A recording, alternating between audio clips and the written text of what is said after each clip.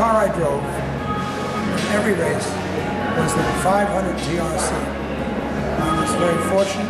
Luigi had one of the 4 Scaglietti engineered cars that had a low-waisted. The Ferrari driver sat very low, could reach over the scooped out door and touch the ground. The tires were a natural roll cage behind me. If I ducked down, the tires were higher than I was.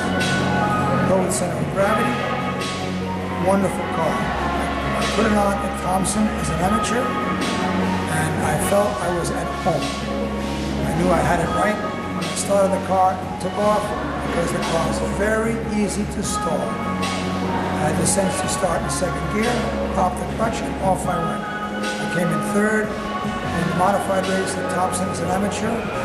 Then I didn't race the car for a while because I was racing for Aston Martin in the BB2 in the production and the BB3S in the modified.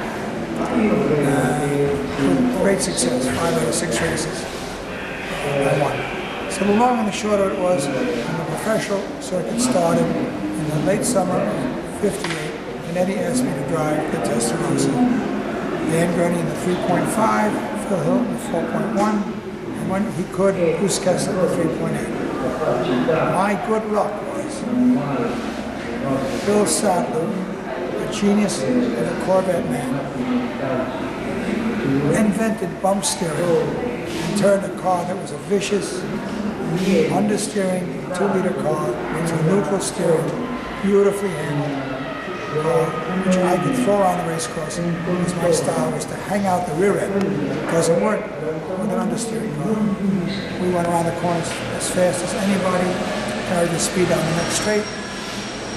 For example, when I got to Riverside, Richie Kinker's home track, where he drove the Testarossa, same car as mine, I was able to break his lap record on my 4th practice lap, which shows how much better my car was than his.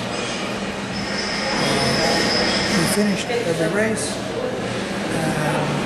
and only won one race. I won the first one at Weimar, finishing first under 2-liter and 3rd overall, after giving Bruce Kessler a chance to catch the leader, which if he wasn't another Ferrari teammate, I never would have done. So I gave up 2nd for the team.